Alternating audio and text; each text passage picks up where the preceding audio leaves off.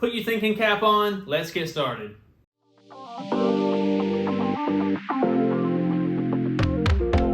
Today we're going to be talking about the book of Ecclesiastes. Ecclesiastes, like much of life, basically just represented a journey from one point to another. Now, King Solomon was the one writing Ecclesiastes, and he makes this point very clear in the beginning when he says, "Vanity of vanities, all is vanities." And he said that in Ecclesiastes 1:2. And the reason he said that is because at this point in his life, he saw everything as meaningless. He had tried work, pleasure, intellect, and nothing brought him the fulfillment to fill the void that he was looking for. However, even in the writer's desperate search for a meaningful and significant life, God still remained present. For instance, we read that God provides food, drinking, work. Both the sinner and the righteous person live in God's sight. God's deeds are eternal, and God empowers people to enjoy His provision. Ultimately, we see in the book of Ecclesiastes that God's hand on us is forever present. It's always there. Even when injustice and uncertainty threaten our lives, we can still count on God to have a hand on us and to put our faith in Him. Today on our Animal Spotlight, we're going to be talking about the masked bandit, otherwise known as the raccoon. Now, Florida raccoons are typically a little smaller. They are very common. They're found in the wild and in urban areas. Females are about a third smaller than the males. They're virtually in every single habitat in the state, but they love where it's like wet, swampy, or any kind of place where there's food, basically. They will eat just about anything. They are mainly nocturnal, but they have been seen active during the day, especially in the morning and the late afternoons. Now, raccoons are subject to an interesting phenomenon known as Bergmann's rule. Bergmann's rule states that the body size of mammals tends to be larger the farther north the species is found. This phenomenon is a result of the fact that larger bodies are capable of retaining more heat. A really big male raccoon from Canada may top the scale at 40 pounds. Meanwhile, an adult raccoon from South Florida may only weigh 10 to 12 pounds. So the farther north you find a raccoon, typically the bigger they are. And that's kind of part of that Bergmann's rule. Pretty interesting.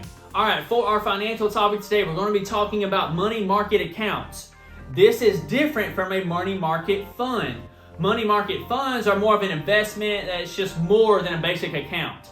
Now, money market accounts are something you do at your bank or credit union, and this basically just allows you to get more interest for your money than a typical just basic saving or checking account.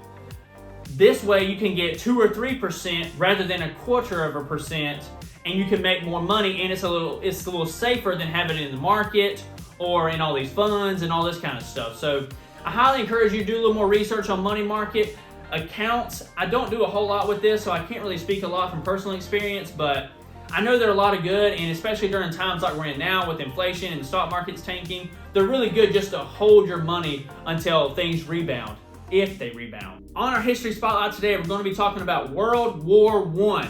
The exact cause of World War I, initially called the Great War, is hard to pinpoint.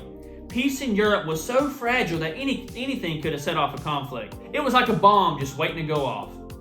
They contributed the World War I, though, to 4 main different causes: militarism, alliances, imperialism, and nationalism. Now, the nationalism overtaking Europe played a big part in the road to World War I. Each country was proud of its culture, especially newly independent countries like Greece, Romania, and Serbia. Military power also made these countries ready to battle. The industrialization created new materials for warfare and resulted in an arms race.